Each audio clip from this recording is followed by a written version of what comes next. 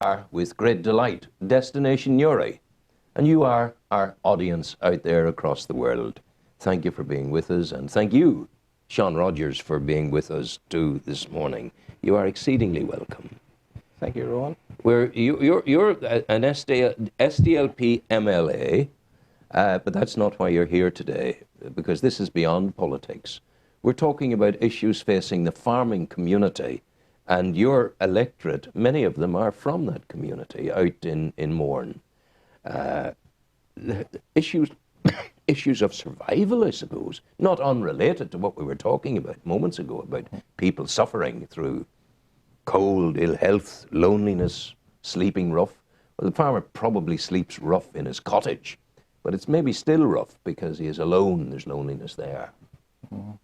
Yeah, I actually come from a farming background myself, so I understand what farmers are coping with at the moment.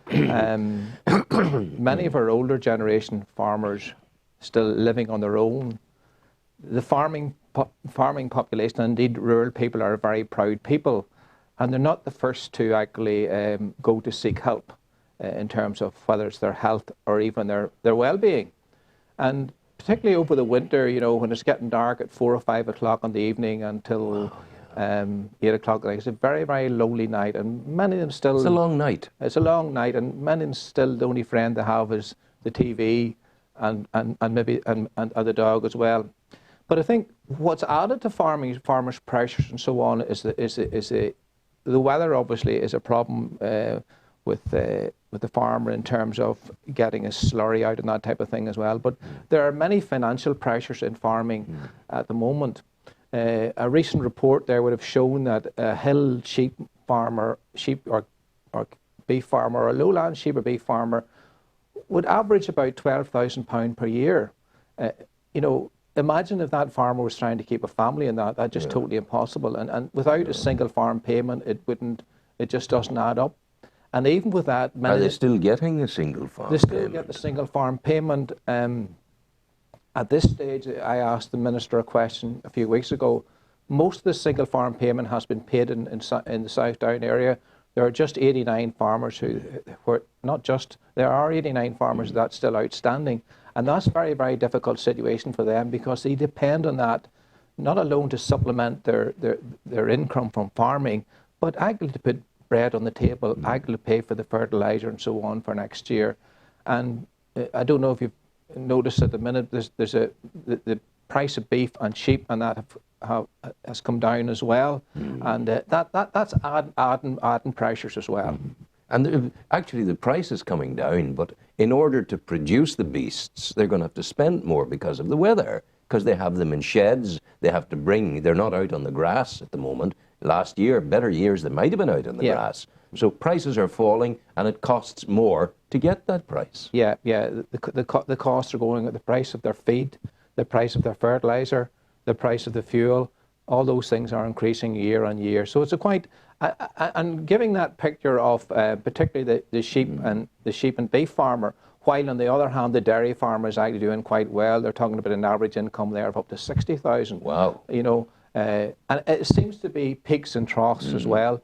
The pig industry at the minute is quite good as well, but who knows within 6 months what way it'll be as well. So it's that uncertainty they have to cope with the added pressures of weather, late payments of single farm payment and this type. But Sean, think about it. That ability of the older farmer, perhaps, to earn 12,000 a year is wholly dependent on his health remaining good. Yeah.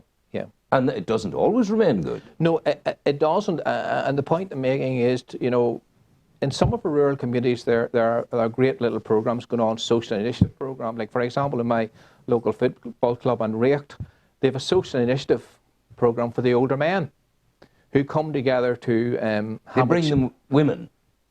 No, just for the men. No, but I mean, they bring the men the women. And the woman could go and cook for them and all. No, they come together. They come together about once a month or whatever. Yeah. And naturally enough, if you're coming down React, it could be a chat about football or how Down did in the 1960s or whatever. And John Clark there holding court. But the point is actually getting people out together to have a chat and so on. Yeah. So then as part of that program, then there was a series of health and well-being talks were given as part of that, and it gets people maybe more into actually talking about how they feel internally. Even then, when the likes of the cancer bus would visit the club and that, they're more likely to maybe go along and check out because their mates are going as well. But they really look forward to that chat every week and so on. So there's certainly a need to work at health and well-being right throughout a rural community, just not the farmers. You see, that's the same thing. Fergal touches on this from St. Peter's in Warren Point, Fergal McCormack. He talks about the GAA club very often being at the heart of the community, not just for football, not just for score, but for the whole social well-being of the community. And that's what you and Enrique are buying into. Yeah. And I had a group down to Stormont there recently from down Patrick, a men's shed group. Yes. And again, that's a fantastic initiative too, where they come together and pursue their hobbies, that'd be painting or wood turning or whatever. Yeah. But it's actually chatting to somebody else, because it only struck me visiting a constituent recently too, at 4 o'clock and the big fire on, it was nearly dark, whatever, and I thought to myself, it is a long time to 9 o'clock the next morning. Oh God, yeah. Look, it's a long time for me. I at the moment live alone in a beautiful apartment overlooking the ocean in Warren Point, and it can be if I'm tired I can't write, and I need to write. Yeah. So I'm tired, I'm just there after a long day. I'm heading towards 8 o'clock because in order to get up at 4 o'clock, I'm going to bed at 8:30, 9 o'clock. But I can see the propensity for loneliness to claw its way into the lives of people who live alone. Yeah, really. And the farmer, spends most of his day alone, working with his livestock and whatever else. So it's not a problem. It's that bit, and there was a priest of Belfast spoke about it yesterday in the paper when they were looking at the death by suicide of the young man who had been attacked months ago, and his cousin and his other cousin, they both they died of suicide as well. And the priest was saying, if only people could talk more, if they could come out more, talk more, get involved more, then it would work and it would be better and suicide might be banished or at least reduced. Yeah. You're not a million miles from saying that. No, I'm not. And I think, the old BT adage of it's good to talk, it actually is. It is so good to talk. And it might be talking about your love of football and whatever else, but then that leads the conversation on to all things, how's things going with you and so on, how's life, etc. And very often people just need to have somebody need a listening ear to make them feel better. Maybe just to give them that courage, make that doctor's appointment, whatever, I must be some kind of dreadful oddity. Because if anybody comes to me to want to talk to me, who I haven't specifically invited, and I'll throw stones at them. Get away, I don't want to see you. Mind your own business, go away. All of that. But I mean, it takes all sorts, doesn't it?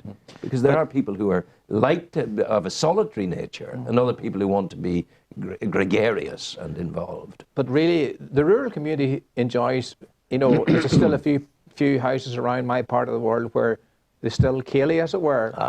Where you go for the chat on a Thursday night or whatever. There's one particular house in the Ballymedurfrey area that has a ceilidh or a chat every night. Yeah. But a great name, that Ballymedurfrey. Ballymedurfrey. What does it mean? I bet you don't know. No. But I mean, we should find out. Ballymedurfrey. What a name. It's a huge name. But ceilidh widely goes on. known as Lisnacree. Lisnacree, yeah. But I ceilidh, but it's at 11, between 11:30 and 12:30 every day. I would go down to Grounded to have a coffee, and Physiognomy McCartan would come in. And he calls himself Fizz. I insist on the full title, Physiognomy.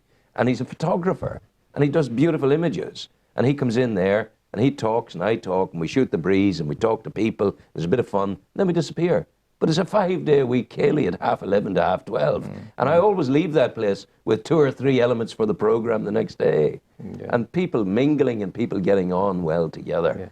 It's a skill, it's a quality that could easily be lost from our lives. It is being lost. Life is so fast.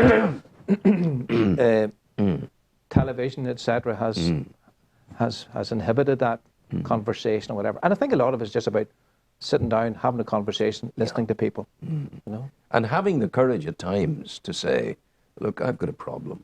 What would you do in this situation? And that in the farming community, over the 5 Mile Gate can occur as well. People, you know, there can be a bit of support within the community, lone farmer to lone farmer talking, you know. But, you know, many of those initiatives being run at the minute, for example, the likes of the Southdown Family Health Initiative, is very, very good at reaching out to those, particularly to the rural community. You know, for example, getting benefit checks and that type of thing done. You know, it's reaching out and it's working very well, working very well. Sometimes I wonder about your happiness, because you're not a man who puts up with second best or ever has put up with second best. But very, very often politics makes you put up with second best, because the stupidity of democracy doesn't allow your wisdom to win through. Do you know what I'm saying? Yeah. I'm saying a slightly frivolous way. Yeah. But the truth is that you're a slave to democracy and to the majority people. Yeah, you are, and you know that is frustrating. And when you've spent most of your life, a large part of your working life, really outside politics, but with an interest in politics, it's really hard to get totally converted to the political way of thing. But as I've said to you before, the things that really give me the buzz every week, whether it's in my office with Laura or whatever, it's actually when you can really make some progress at helping somebody along the road of life. To me, that's why I'm in politics. That's what it's about. You know, and you know, as a representative for an MLA for Southdown, if I can do something to make the life better for the people of Southdown in terms of actually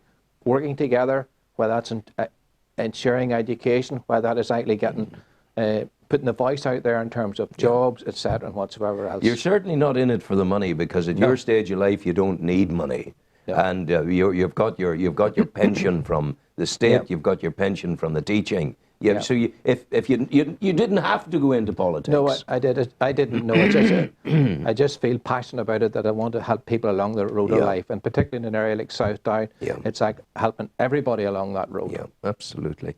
Tell me, we're both chiggling with our cough this morning, but anyway, that's the way. The Newcastle debacle, St. Peter's School, the council, but initially a group of councillors, an all-party group of councillors, decided to say, the Catholic Church, you have welched on the deal that you agreed to. And then the Catholic Church came back and said that they had turned down an initial acceptance. What's going on? You've been investigating a wee bit. I have a St. Mary's School site. Sorry, I thought it was St. Peter's. I beg your pardon. St. Mary's. It goes back further than that. Probably up to a year and a half, 2 years ago, Newcastle were looking for a new leisure centre. Yeah. So there's quite a bit of discussion about should they use part of Donard Park, which would mean ripping up a little bit of green area that we have in Newcastle. But then people said, you know, there's the old school site there, a brownfield site. Would that be a possibility? So people came to sort of the conclusion, well, the leisure centre could be put on the school site if the church would sell it. Yes. So I, along with some representatives, went to see the diocesan authorities in Lisbreen, and sort of put to them the idea, you know, if they put this on the market, that possibly the council would try to purchase it. Yes. At that time, the council did need some persuading as well, but then there was ongoing negotiations between the diocesan. It was put on the market. There was ongoing negotiations between the diocesan authorities and the council. There was times they said the deal was done, the deal wasn't done. But towards the end of the year on, apparently the deal was supposed to be done. There was a handshake between... If they were due to sign papers last Friday, then the deal was done. Yeah. Well, there was a handshake between the solicitor, I'm led to believe, between the solicitor representing the parish and council officials towards October, November time. Because then Down Council then brought that to their council, because it had to go past council because it was spending ratepayers' money. Yeah, of course. But it was agreed then at Down Council, but then not alone that, because of the linkage between Newry and Mourne and Down, it was then brought to the Transition Committee and was agreed there as well. So the word out at that stage was that the deal had been done, and then unfortunately we hear last week that the deal hasn't been done, and I just when you speak to people in the Newcastle area, they just feel so. They really feel let down because. Well, you use the phrase palpable anger. Yeah, yeah, and it is out, and I'm thinking of people, just not young people, but people in their 60s and their 70s too, who are totally dedicated to their church, as I am totally dedicated to my faith. But I love the distinction there. But between church and faith. But it's a clever distinction. But it's good. It's a good distinction. The church to me. Somebody asked me this the other day. Surely this is a business decision, and if the church gets another 100,000, should they not be taking it? But to me, and I feel passionately about this, the church is made up of our diocesan authorities, but it's made up of our parishioners as well. It's just not like any other deal. The fathers and forefathers of the parish of Mahara, that is Newcastle, built the school. Put St Mary's School there. Yeah. They sent their children, and their grandchildren then went to that school. A very, very good school and so on. They've made a major contribution to the parish. Yeah. You know that. So I believe that certainly the views of the parishioners need to be brought on board. And when there's such a strong desire among the parishioners of that area for that site, and yes, we expect the parish to get a good price for it. Of course. You expect market value. Yeah, but you know. To me, this is actually giving that site back to the council, not giving it, paying for it, giving it to the council to develop it as a facility for all the community. So when you think of Newry, of the Abbey in Newry, the Christian Brothers School in Newry, well, Bozang handed it over to the Abbey Clanry Development Group, the Newry people. Yes, right, give it to them for a pittance. Yeah. But I mean, as the Catholic Church lost the plot, don't they see what the damage that's been done here? I know. I had written to the bishop towards the end of last week when this was breaking, for asking them really to intervene for two reasons: to save this project for the good of the people of Newcastle, but also for our church, for the Catholic Church as well. Yeah. And you know, I know that negotiations now have started again between the church authorities. What did the bishop say to you? Did he answer your letter? He has. I haven't had a reply, but they obviously have gone on. Yeah. And be nice if you were told. Yeah, they've gone on to get negotiations on the table again. Okay. And I hope that there's a positive resolution to it for the people of Newcastle, for the Catholic Church in Newcastle, and so on. I would share that hope with you, and I hope wisdom will prevail. I hope so. Because the perceived position of the Catholic Church in Newcastle at this time is a position of ugliness. It's not good. It's not nice. It's ignoring tradition. It's ignoring provenance. It's ignoring the tradition of faith of the people who invested in the school to begin with. Yes, it's not comfortable. No. It doesn't sit comfortable with us, you know. No. Capitalist Catholics. You don't have any. No, at least you're laughing at us. I didn't want you to say anything about that. I'm allowed to say that. You're not. You're not at all. We had a kind of similar thing here.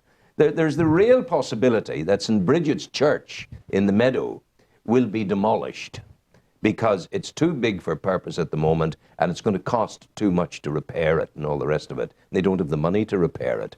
But they had the money to start a new parish centre, which is now in competition with the likes of the Canal Court to get business and to get conferences and to get dinners and all the rest of it. So it's a wee bit of a mishmash. Somewhere in the background, I think, and they asked him about God, and he said, "Give unto Caesar that which is Caesar's, and unto God that which is God." Anyway, thank you for coming. I know St. Bridget's particularly has a strong with my in-laws. Ah, yes. I know that that's where they went to church, the Kyo's. They did indeed. Noel would have been an altar server there, and I know he came back and he said his first mass in St. Bridget's as well. I did a lovely piece for Nationwide with Noel Kyo down in Cork, where it was a youth outreach that he's responsible for. Yeah. Doing a great job there. He really, really is. Give them all my love. Okay, Ron. Take care. All the best. Thank you. Bye-bye. Thank you. Music, brother.